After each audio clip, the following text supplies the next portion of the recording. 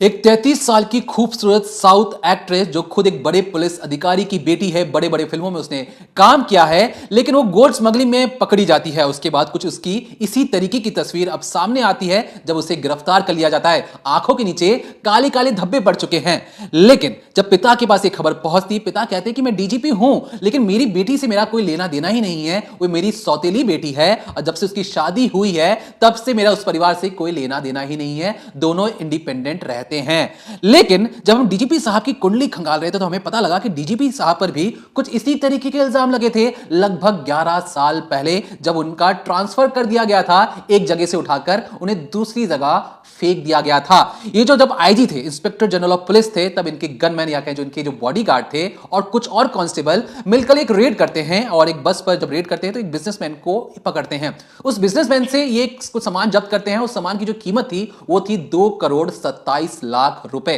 अब सोचिए, एक बस से बिजनेसमैन को उठाया जाता है, उसे 2 करोड़ के लगभग सामान को जब्त किया जाता है, लेकिन सरकारी कागज पर और बड़े अधिकारी को कितनी रकम दिखाई जाती है? दिखाई जाती है कि हमने सिर्फ और सिर्फ 20 लाख रुपए ही जब्त किए हैं। अब जैसे ही इस बिजनेसमैन को या कहें इस ज्वेलर को ये सारी चीजें पता लगती हैं, ये मैसूर के थाने में दौड़े दौड़े पहुंचता है कि जनाब मेरे साथ गलत हुआ है, ये जितनी जब्ती दिखाई जा रही है उससे ज्यादा की जब्ती हुई है, लगभग 2 करोड़ रुपए से ज्यादा की जब्ती, और दिखाया गया है सरकारी कागज में महज 20 लाख रुपए। उसके बावजूद ये जो पुलिस अधिकारी हैं मुझ पर दबाव बना रहे हैं कि मैंने और पैसे दूं, तो मैंने और पैसे नहीं दे सकता हूं। अभी जो ज्वेलर था, जब इसकी बात सामने आती है, खुद सीएम भी चाहते थे कि जो इंस्पेक्टर जनरल ऑफ पुलिस हैं, जो आईपीएस अफसर के रामचंद्र राव, इन्हें सस्पेंड कर दिया जाए, लेकिन डिपार्टमेंटल इंक्वायरी होती है, बाकायदा जो स्टेट की जो सीआईडी होती है वो कई तरीके के सवाल खड़े करती है आईपीएस के रामचंद्र राव पर। यह कहती है कि शायद हो सकता है ये इसमें सम्मिलित हो, लेकिन ऐसे कोई प्रूफ मिलता नहीं है और पता लगता है कि डिपार्टमेंटल इंक्वायरी होने के बाद इनका ट्रांसफर कर दिया जाता है। अब इतिहास अपने आप को दोबारा दोहराता है। कैसे? तो खुद उनकी बेटी 11 साल बाद एयरपोर्ट से कुछ इस तरीके से पकड़ी जाती है, और जब हम इस पे जांच कर ही रहे थे, पड़ताल कर ही रहे थे कि इनकी बेटी इतनी आसानी से, जो इतने रसूखदार है, खुद इतनी फेमस एक्ट्रेस है, कमाई की और पैसों की कोई कमी नहीं है, तो इसे दुबई से भारत गोल्ड लाने की जरूरत क्यों पड़ गई? कितना क्या भारी भरकम पैसे मिलते हैं, कितने पैसे मिलते हैं एक ट्रिप से? तो जैसा कि मैंने आपको शुरुआत में बताया कि लगभग आपको कुछ करना नहीं है, 2 से 3 घंटे फ्लाइट के अंदर बैठना है और लगभग 50 से 60 लाख रुपए प्रॉफिट, शुद्ध प्रॉफिट कहीं नहीं जाएगा। क्यों? क्योंकि आप सरकारी मुलाजिम के और एक बड़े अधिकारी की बेटी हैं। कोई आपकी चेकिंग नहीं करेगा, आपके लिए सरकारी गाड़ी एयरपोर्ट के सामने आके रुकेगी और बड़े ठाट बाट के साथ, आंखों में काला चश्मा लगाकर और बड़ी कॉन्फिडेंस के साथ आप जाकर गाड़ी में बैठिए और 50 से 60 लाख रुपए आपके कदमों में होंगे, कोई आपसे सवाल नहीं करेगा। अब यह कहानी बिल्कुल अच्छी तरीके से चल रही थी, लेकिन जांच एजेंसियों की नजर पड़ती है मैडम पर और तब पता लगता है कि जो कुंडली है, ये जो नेक्सस है, बहुत ही भारी भरकम है। तो इसलिए आज डिकोडिंग क्राइम में आपके मन में जितने भी सवाल जो जाग रहे हैं, जो लोग समझना चाहते हैं कि भारत में गोल्ड क्यों लाया जाता है, क्यों गोल्ड स्मगलिंग होती है, तो तमाम तरीके से जो भी सवाल हैं आपके मन में, आज हम उसको उजागर करेंगे। सबसे पहले यह बताएंगे कि देखिए, दुबई से भारत में अगर आपको सोना लाना है तो इसमें प्रॉफिट कितना होता है, जो स्मगलर्स क्यों गोल्ड स्मगल करवाना चाहते हैं, और ये जो स्मगलर थे इनकी फेवरेट कैसे बन गई एक एक्ट्रेस, क्योंकि एक्ट्रेस को मनाना कि भैया आपको चोरी कर कर सोना ले जाना है भारत में और टैक्स भी बचाना है, तो ये जो एक्ट्रेस है कैसे इस दलदल में फंसी है, कितनी प्रॉफिट होता था कि इतनी आसानी से ये मान गई। और मान लीजिए कि अगर ये एक्ट्रेस कल को कह दी कि देखिए मैंने तो ये सोना खरीदा है, अब ये मेरे ही पैसे, जो मैं इतनी खून पसीने की मेरी कमाई है, उसी पैसे से मैंने सोना खरीदा है, फिर भी ये चंगुल में फंस जाएंगी। क्यों? अगर आप खुद के पैसे से भी सोना खरीदते हैं तब भी आप कानून तोड़ रहे हैं। कैसे तोड़ रहे हैं उसके बारे में बताएंगे। अब तीसरी चीज कि ये जिस तरीके से जो मैडम है, इनके कुछ किलो ग्राम के सोना लेके आई हैं, लेकिन ये तो बस एक छोटा सा मोहरा है। जो बड़े बड़े मोहरे हैं वो लगभग 100-200 किलो सोना किस तरीके से हेराफेरी कर देते हैं, उसकी बाकायदा एक डिटेल रिपोर्ट है जो आज हम आपके साथ साझा करेंगे और बताएंगे कि अगर आप गोल्ड स्मगलिंग या कहें विदेश से गोल्ड लेकर भारत आते हैं और अगर आप पकड़े जाते हैं तो आपके साथ क्या कार्रवाई होगी, कितने साल आप जेल के अंदर रहेंगे और कैसे आप इससे बच सकते हैं, पूरी डिटेल रिपोर्ट आज डिकोडिंग क्राइम के अंदर समझेंगे हम।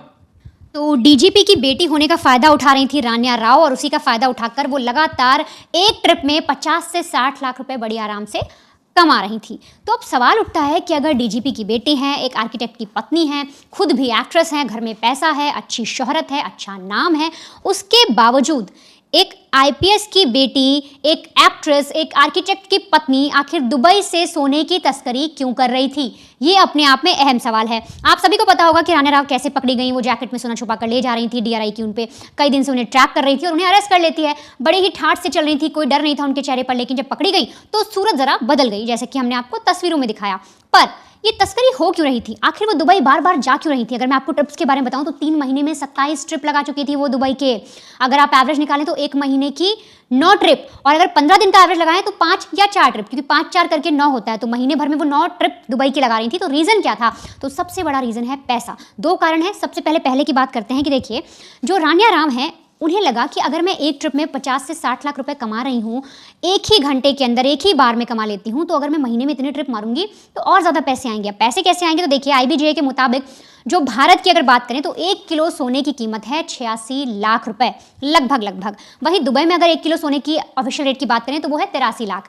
यानी कि अगर दुबई से आप 1 किलो सोना लाकर भारत में कोई बंदा बेच रहा है, भारत में उसकी कोई तस्करी करके लेकर आया और बेचा, तो उसे लगभग 3.5 लाख रुपए का फायदा होगा। खड़े पर प्रॉफिट है 3.5 लाख रुपए का, और इसी का फायदा उठा रही थी राण्या राव। वो ये चीज समझ चुकी थी कि अगर वो इस तरीके से छोटे तौर पर जो सोना है वो लेकर आती रहेंगी और किसी को पता नहीं चलेगा, उनका रसूख है, तो उन्हें हर एक ट्रिप पर मोटा अगर 1 किलो की आप बात करें तो 3.5 लाख रुपए का फायदा हो। लेकिन ये जो मैडम पकड़ी गई है, कितने में पकड़ी गई? लगभग 15 किलो सोने के साथ। अब अगर आप 15 किलो के सोने को उस प्राइस से मल्टीप्लाई करें तो मोटा 50 लाख के आसपास इनकी प्रॉफिट हो रहा था। इनको उतनी कमाई हो रही थी। आराम से अपनी फ्लाइट में बैठती थी, वहां पर पहुंची दुबई, वहां से उन्होंने सोना लिया जिसके साथ भी इनकी सेटिंग थी, वहां से वापस बैठी और उसके बाद ये भारत आ जाती हैं और उस एक ट्रिप के अंदर ये 50 लाख रुपए कमा रही है। अब सोचिए, महीने भर की जो इन्होंने 9 ट्रिप मारी उसमें कितने कमाए? 50 लाख को आप 9 से मल्टीप्लाई करिए और देखिए हर ट्रिप में कितना कमाया। मतलब कुछ करना ही नहीं है, सीधे एक ट्रिप ले रही है और उस पर लगातार हर एक ट्रिप पे 50 लाख कमाए जा रही हैं। ये पहली बात हो गई। और दूसरी बात की अगर हम बात करें कि दूसरी वजह क्या थी, तो ये समझ गई थी कि इनके पिताजी जो हैं वो DGP हैं, उनका रसूख चलता है। और एक बार जब इन्होंने पहली बार ट्राई किया कि मैं सोना लेकर जाती हूँ, फिरौती वो स्मगलिंग करती हूँ, जब वो पहली बार लेकर गई तो एक कांस्टेबल थे, नाम मैं आपको बताऊं, बसवराज नाम है उनका, तो वो कांस्टेबल मैडम जी के साथ थे। अब मैडम ने उतरी एयरपोर्ट से अपना सामान मान लिया और सीधी तरह पे बोली कि मैं DGP की बेटी हूँ। कांस्टेबल ने सैल्यूट कर दिया। अब इसके बाद कभी भी जब उन्हें कस्टम या वालों ने या किसी ने कभी रोकने की कोशिश भी की तो सीधे जो कांस्टेबल थे वो हमेशा तैनात रहते थे वहाँ पर और बोलते आपको पता नहीं मैडम किनकी बेटी हैं? ये DGP की बेटी हैं। अब इसके बाद सभी DGP की बेटी देखकर छोड़ देते। इनके लिए सरकारी गाड़ी खड़ी होती थी, आराम से सरकारी गाड़ी में बैठती थी और फिर ये फटाफट निकल जाती थी जहां पर इन्हें जाना होता था। और इस तरीके से हर ट्रिप पे पैसे कमाए जा रही थी। तो 2 रीजन आपको पता लगे। अब सबसे अहम सवाल यह है कि भाई अगर मैं दुबई गई हूं, मैं अपने पैसे से सोना खरीद के लाई हूं, तो इसमें इतनी दिक्कत क्यों हो रही है? राण्या राव भी अगर ये सवाल उठाई है, बहुत से लोगों के मन में इस तरीके के सवाल होंगे कि अगर मैं या आप में से कोई शख्स बाहर गया, उसने अपने पैसे से सोना खरीदा, वो वापस भारत लेकर आ रहा है, तो इतनी चिकचिकबाजी क्यों? वो अरेस्ट कैसे हो सकता है? तो इसके लिए हमारा एक अधिनियम है 1962 का, कस्टम ड्यूटी के लिए जो लगता है, वो बहुत इंपॉर्टेंट है आप सभी के लिए समझना। देखिए, यहां पर मैं आपको कुछ जो हमने आपके लिए डेटा तैयार किया है उसके आधार पर मैं आपको बताती हूं। ये अलग अलग है, बच्चों का, पुरुषों का और महिलाओं का। सबसे पहले बात करते हैं पुरुषों का और बात करेंगे सीधे दुबई की ही। अगर मान लीजिए दुबई से कोई पुरुष 20 ग्राम तक सोना लेकर आ रहा है तो उस पर कोई भी कस्टम ड्यूटी नहीं लगेगी 20 ग्राम तक सोने पे। लेकिन अगर उसने 20 से 50 ग्राम के बीच में कुछ सोना है तो उस पर आप 3% का कस्टम लगाएंगे। 50 से 100 ग्राम का अगर हो जाता है तो उस पर 6% का कस्टम लग जाएगा। और 100 ग्राम सोना अगर कोई पुरुष लेकर आता है तो उस पर 10% की कस्टम ड्यूटी लगती है और वो आपको देनी होती है। अब अगर इसी को बचाकर आप छुपाकर लाएंगे सोना तो आप फंसेंगे। अगर आपके लिए जो रूल बने हैं, जैसे मान लीजिए 20 ग्राम तक सोना कोई पुरुष ला सकता है, वो ला रहा है तो कस्टम वाले उसे डिस्टर्ब नहीं करेंगे। लेकिन 20 से 50 ग्राम अगर कोई लेकर आया है और उसने कस्टम की जो ड्यूटी लगती है 3% वो चुका दी है तो उस पर भी कोई रोक टोक नहीं है। लेकिन अगर जिस तरीके से छुपाकर स्मगल करके जो लोग आजकल विग में लगाकर सोना ले आते हैं, जैकेट में जैसे मैडम छुपा कर ला रही थी, कुछ लोग मलाशे में छुपा लेते हैं, कुछ प्राइवेट पार्ट्स में छुपाते हैं, अपनी अंडरवेयर में छुपा कर लाते हैं सोना, तो इस तरीके से जो कस्टम को बेवकूफ बनाने की कोशिश करते हैं वो लंबा नपते हैं। तो ये हो गई पुरुषों की बात। अब अगर महिलाओं की बात करते हैं तो महिलाओं को छूट है 40 ग्राम तक, यानी पुरुष 20 ग्राम ला सकते हैं और महिलाएं 40 ग्राम तक सोना ऐसे ही लेकर आ सकती हैं। इसके बाद अगर 40 से 100 ग्राम का सोना किसी महिला को लेकर आना है तब उसे 3% की कस्टम ड्यूटी देनी होगी। इसके अलावा 100 से 200 ग्राम अगर कोई महिला सोना लेकर आ रही है तो उसे 6% की ड्यूटी देनी होगी। 200 ग्राम से ज्यादा अगर कोई महिला लाती है तो 10% की कस्टम ड्यूटी लगती है। यहाँ पर आप देखेंगे कि पुरुषों और महिलाओं के लिए जो इकाई बनाई गई है वो दोनों अलग अलग है और दोनों मेल नहीं खाती। अब बच्चों के लिए भी एक नियम है। बच्चों के लिए नियम यह है कि 15 साल से जो कम उम्र के बच्चे हैं वो ड्यूटी फ्री गोल्ड ला सकते हैं, लिमिट है 40 ग्राम।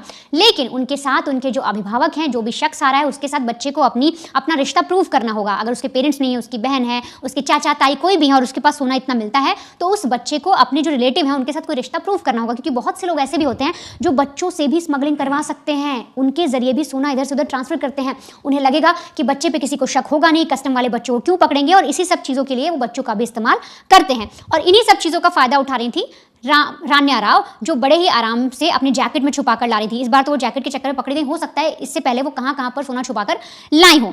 अब एक और अहम सवाल उठता है कि जो ये एक्ट्रेस पकड़ी गई हैं, क्या ये किसी बड़ी रैकेट का हिस्सा है? तो फिलहाल जो अभी तक इन्वेस्टिगेशन हुई है, जो जांच पड़ताल की गई है, उसमें जो एजेंसी है उसका कहना है कि फिलहाल जो इनका पैटर्न है, जिस तरीके से ये सोना ला रही थी, पता लग रहा है कि इंडिविजुअल सिर्फ अपने लिए स्मगलिंग कर रही थी और ज़्यादा से ज़्यादा इनके साथ 5 से 7 लोग मिले हो सकते हैं, ना कि बहुत ज़्यादा बड़ा नेक्सस है। क्योंकि बड़ी मात्रा में कभी सोना नहीं लेकर आई, ये जैसे 15 किलो लेकर आई, 5 किलो लेकर आई, 10 किलो लेकर आई, 2 किलो लेकर आई, इस तरीके से जो लेकर आ रही हैं उसमें बड़ी मात्रा में ऐसा कुछ नहीं मिला कि कोई बड़ा शख्स या बड़े बड़े जो स्मगलर्स होते हैं वो इनके साथ शामिल हो या किसी रैकेट का हिस्सा हो। लेकिन हाँ, अपने लिए ये ऐसा ज़रूर कर रही थी और इनको इनकी पैठ बनी हुई थी और हर हमेशा ये एक ही फ्लाइट बुक कर रही थी, लगातार उससे आ जा रही थी। यही सब चीज़ें जो हैं DRI को खटक गई, इनको ट्रैक किया गया और ये पकड़ी गई। अब इस पूरी डिकोडिंग क्राइम का सबसे इंपॉर्टेंट सवाल ये है कि आखिर दुबई से जो हमारा जो गोल्ड होता है वो कमर्शियल स्मगलिंग कैसे होती है।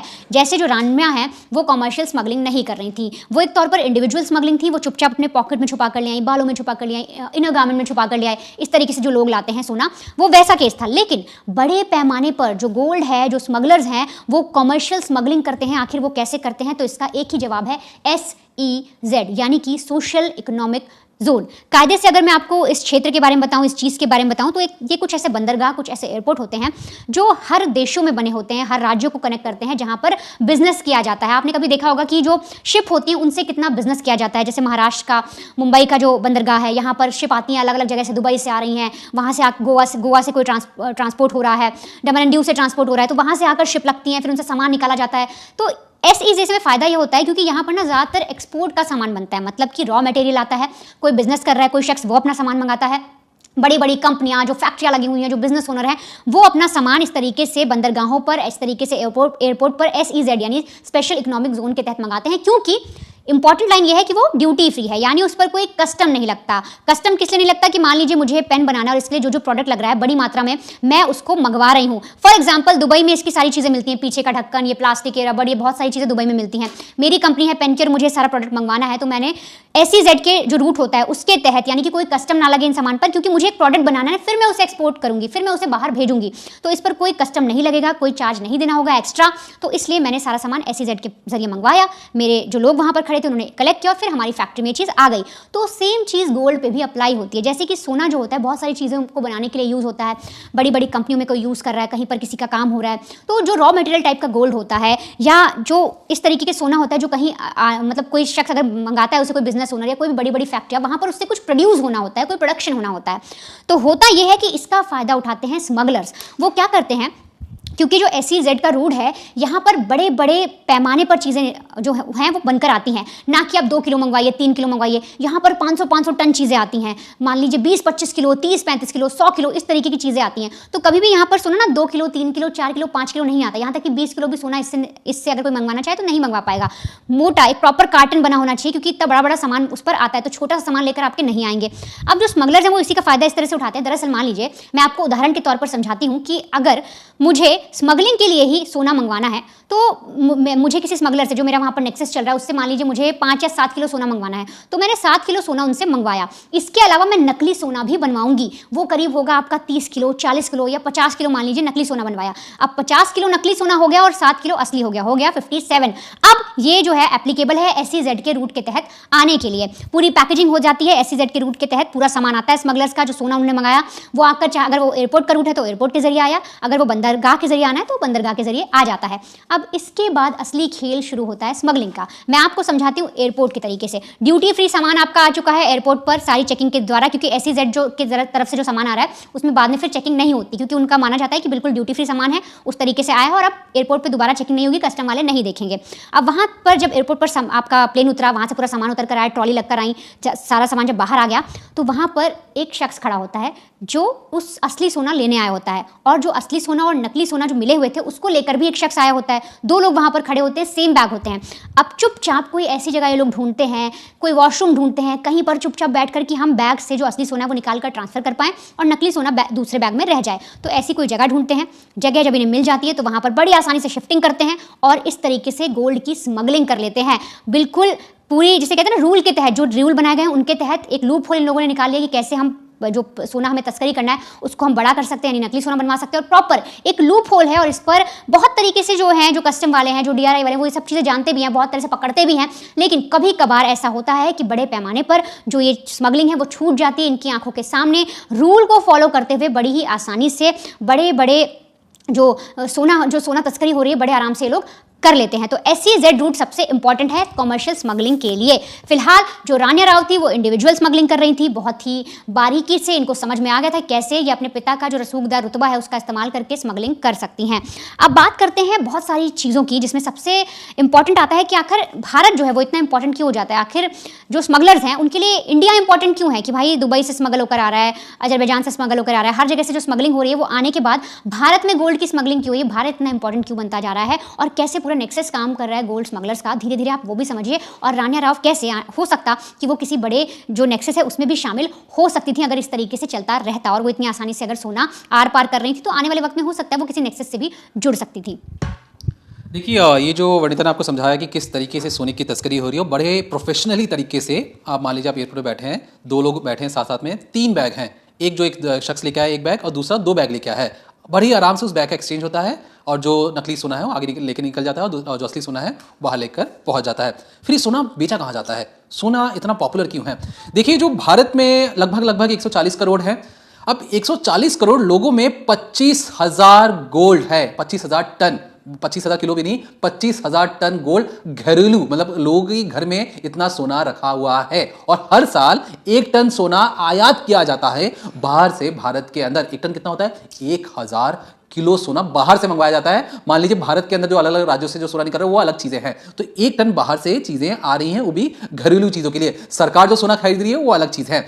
अब जब आप इतना बड़ा मार्केट कैप्चर करना चाहते हैं, आप चाहेंगे कि जो आपका जो प्रॉफिट है वो बहुत ज्यादा मार्जिन से ऊपर पहुंच जाए। अब जिस तरीके से वनिता ने आपको समझाया कि स्पेशल इकोनॉमिक जोन, जिसमें खास तौर पर तमिलनाडु, महाराष्ट्र और गुजरात के जो कई इलाके आते हैं, यहां से आप बहुत सारी चीजें ड्यूटी फ्री मंगवा सकती हैं। अब सरकार को लगा कि सोने की जो तस्करी हो रही है बहुत ज्यादा हो रही है, तो 15% से घटाकर इसी साल बजट में उसे 6% कर दिया गया। लगभग 9% इसे घटा दिया गया था। माफ कीजिएगा, इस साल नहीं, पिछले साल ही घटा दिया गया था। अब जब 9% घटा दिया गया तो अब कितना बचा? 6%। मतलब आप बहुत ज्यादा अगर सोना लेके भी आते हैं तो कितना आपको टैक्स देना है? 6%। आप सोच लीजिए कि अगर आप 1 करोड़ रुपए का सोना लेके आ रहे हैं तो आपको टैक्स कितना देना पड़ा? महज 6 लाख रुपए।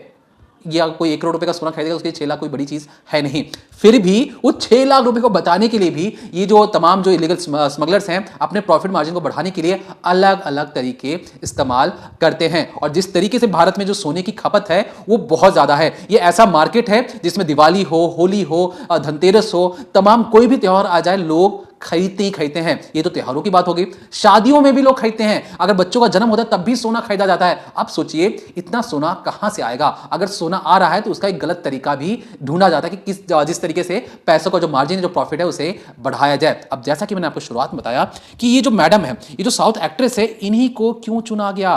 क्योंकि जो एक्ट्रेस है 50 से 60 लाख रुपए का तो मुनाफा हो ही रहा था, लेकिन यहां पे आपको ध्यान देने वाली बात यह कि एक सरकारी मुलाजिम और एक बहुत बड़े अधिकारी की बेटी हैं। अब जिस तरीके से जैसी मैडम एकदम पूरे कॉन्फिडेंस के साथ आंखों में चश्मा लगाकर एकदम आओ ताओ में बाहर निकलती हैं, उन्हें लगता है कि बाकी सब कीड़े मकोड़े हैं, और एक कांस्टेबल कहता है डीजीपी साहब की बेटी है, डीजीपी साहब सब साइड हो, और मैडम आराम से निकलती हैं, गाड़ी में बैठ के निकल जाती हैं। अब सवाल उठता है, वो जो सरकारी गाड़ी जब एक काम के लिए आपको ऑफिशियल वर्क के लिए दिया जाता है, सरकारी काम के लिए दिया जाता है, आप एक डीजीपी साहब की जो बेटी हैं उन्हें एयरपोर्ट से ढोने के लिए एक सरकारी गाड़ी का इस्तेमाल हो रहा है। सरकारी टैक्स से जो टैक्स देते हैं हम इसलिए देते हैं कि जो हमारे अफसर हैं उसे सरकारी कामों में लगाए, ये नहीं इसलिए लगाए कि डीजीपी की बेटी कहीं घूम फिर के बाहर से आ रही है, उनकी खातिरदारी में एक सरकारी गाड़ी उन्हें एयरपोर्ट से पिक करे और घर तक छोड़ दे। और इसी चीज का हम बार बार यही कहते हैं, अगर सरकारी मुलाजिम ठीक से काम करे और प्रोटोकॉल को फॉलो करे तब कभी भी कोई चीजें गलत नहीं होंगी। अब जिस तरीके से कांस्टेबल तारीफ करता है कि डीजीपी साहब की बेटी, आप डीजीपी साहब है तो डीजीपी साहब को होना चाहिए था ना, उनकी बेटी का आप तरफदारी कर रहे हो, उनकी बेटी को सिक्योरिटी प्रोटोकॉल से को आराम से जाने दे रहे हो। अगर डीजीपी साहब है तो उनकी भी चेकिंग कीजिए। कुछ अफसर होते हैं जिनकी आप चेकिंग नहीं कर सकते हैं, लेकिन डीजीपी साहब की बेटी बेटी के नाम पर आप उन्हें चेकिंग से जाने दे रहे हो, और इसी चीज का फायदा उठाया स्मगलर्स ने देखा कि अच्छा इनका तो प्रोटोकॉल है, इन्हें कोई रोकता नहीं है, कोई टोकता नहीं है, पहले इन्हें शिकार बनाओ। इन्हें प्रॉफिट दिखाया गया और कहा गया कि देखो 50 से 60 लाख रुपए तो तुम्हें प्रॉफिट मिल ही जाएगा, उसमें से तुम्हें कुछ करना नहीं है, 1 से 2 लाख रुपए हमें दे दिया करना, हमारे गैंग को। अब सोचिए ये जो लड़की है, ये जो एक्ट्रेस है, इस जैसी कितनी ही लड़कियां होंगी और कितनी ही लड़कियों से दुबई से भारत सोना भेजा जाता होगा। वो गैंग भी लाखों में कमा रहा है, मैडम भी कम से कम 2 से 3 ट्रिप में 1-2 करोड़ कमा लेती होंगी, और इतने पैसे हो जाते होंगी बांद्रा जैसे इलाके में एक आलीशान घर भी ले ले। अब कुछ करना नहीं है, फिल्मों में जो इनका साल भर की जो इनकी जो कमाई है वो महज 3 से 4 ट्रिप में पूरे खर्चा इनका निकल आता है, और ये पूरे साल मौज में रहती हैं। और इसलिए जो कहते हैं ना, लालच बुरी बला है। एक बार आपको चस्का लगा कि 50 लाख रुपए एक ट्रिप में, महीने में 15 दिन के अंदर आपने 4 ट्रिप कर दिया, 50 × 4 कीजिए, 2 करोड़ रुपए 15 दिन के अंदर। लोगों की जिंदगी भर की कमाई नहीं होती, ये 15 दिन के अंदर मैडम शुद्ध प्रॉफिट कमा रही हैं। अब पिछले 3 महीनों की बात करें, 27 ट्रिप मार दी है मैडम ने। अब सोचिए कितना पैसा आ रहा है, और इतने पैसों का ये क्या करेंगी। अब सवाल उठता है कि अगर मान लीजिए कोई समझे कि प्रोटोकॉल में सरकारी मुलाजिम बहुत बड़े पुलिस अधिकारी की बेटी हूं, मुझे कोई रोकेगा नहीं टोकेगा नहीं, लेकिन अगर इन्हें पकड़ा जाता है तो क्या होगा। एक अगर आम इंसान को पकड़ा जाता है, जिस तरीके से तस्वीर देखते हैं, कस्टम वाले बालों से सोना निकाल रहे हैं, कपड़ों से निकाल रहे हैं, मलाशाही में भी लोग अपना सोना भर के ले आते हैं कैप्सूल बनाकर, जहां से लोग पॉटी करते हैं उस जगह भी सोने के बिस्किट या सोने के पेस्ट बनाकर वहां पर रख कर लाते हैं। अब अगर ऐसे लोगों को पकड़ा जाता है जिस तरीके से मैडम को पकड़ा गया, तो क्या चीजें हो सकती है इनके साथ। कस्टम एक्ट 1962, अगर आप किसी भी इलीगल तरीके से कोई भी सामान भारत के अंदर लेकर आते हो, चाहे सोना हो चाहे कोई भी सामान हो, और इलीगल तौर पर जिस तरीके से मैडम का कपड़ों के जरिए बेल्ट के जरिए सोना लेकर अंदर आई थी, उन्हें 7 साल की कड़ी सजा मुकर्रर की जाती है। इस तरीके से कस्टम एक्ट 1962 कई सारी धारा लग सकती हैं। दूसरा जो विदेशी मुद्रा अधिनियम जो है, उसके तहत 1999 फेमा एक्ट कहते हैं। अब फेमा एक्ट क्या कहता है, जिस तरीके से सोने की तस्करी है, इस सोने के बदले में क्या मिलता है, रुपए मिलते हैं। तो यहां पर जब पैसे मिलते हैं तो इस विदेशी मुद्रा का उल्लंघन होता है, इसमें भी 1 साल की सजा दी जाती है। अब मैडम को भी मिल सकता है। दूसरा जो हमारे कानून में जो नई धारा जोड़ी गई है वो है बीएनएस की धारा 111। इसके तहत क्या होता है कि जो ट्रैफिकिंग ऑफ इलीगल गुड्स के अंतर्गत उन्हें 5 साल की सजा दी जाती है। अब मैंने आपको अंग्रेजी में शब्द पढ़ के बताया कि trafficking of illegal goods, trafficking का मतलब गलत तरीके से आप कोई इलीगल सामान भारत के अंदर लेके आ रहे हैं तो 5 साल की सजा। अगर मैं इन तीनों धारा को जोड़ दूं तो लगभग कहीं नहीं जा रहे 13 साल, और लगभग 13 साल के लिए मैडम अंदर हो सकती हैं। लेकिन क्या आपको लगता है कि मैडम इतने सालों तक अंदर रहेंगी? हमें तो नहीं लगता, क्योंकि मैडम ने बेल के लिए अप्लाई भी कर दिया है, फिलहाल के लिए वो इन्हें गिरफ्तार भी कर लिया गया है। लेकिन जिस तरीके से दाव पेच लगाकर इन्हें बाहर निकालने की कोशिश हो रही है, और जो स्मगलर कैसे भी चाहते हैं कि इतनी बड़ी मछली को हम कैसे इतनी आसानी से जाने दे दें, ये हमें एक ट्रिप में हर रोज, क्योंकि 4-5 ट्रिप में ही ये अपने तस्करों को 5 से 6 लाख रुपए दे चुकी हैं और खुद करोड़ों की कमाई कर चुकी हैं। जब डीआरआई, जो स्टेट की जो रेवेन्यू की जो खुफिया एजेंसी है, जब इनके घर पर जाती है तो एक जगह से 2 करोड़, दूसरी जगह से भी लगभग 2.5 करोड़ के आसपास मिलते हैं। तो 4.5 करोड़ तो इनके घर पे रखे हुए थे। बैंक बैलेंस छोड़ दीजिए, प्रॉपर्टी में कितना इन्वेस्टमेंट है वो छोड़ दीजिए, बाकी जगह ये कहां से पैसे छुपाए होंगे, लॉकर्स में छुपाए होंगे, उसको भी छोड़ दीजिए। ये शुद्ध रूप से 4.5 करोड़ और 50 लाख तो ये अपने शरीर पर लाद कर घूम रही थी। एक 33 साल की महिला, जिसे कह दिया जाए कि 15 किलो के आटे की बोरी उठा के या चावल की बोरी उठा के एक जगह से दूसरी जगह चले जाओ, उनसे होगा नहीं, लेकिन शरीर पर 15 किलो का सोना लाद कर ये एक देश से दूसरे देश आ जाती हैं और इस घमंड में चूर रहती हैं कि मैं तो बड़े अफसर की बेटी हूं, वो भी सौतेली बेटी हूं, लेकिन मैं बड़े अफसर की बेटी तो हूं ही, कम से कम डीजीपी साहब की बेटी हूं, मुझे कौन रोकेगा, मुझे कौन टोकेगा। और ये स्टेट के मुलाजिम और ये एजेंसियां क्या होती हैं, ये जो सिक्योरिटी जो होती है वहां पर, वो मेरे लिए नहीं होती, छोटे मोटे लोगों के लिए होती है।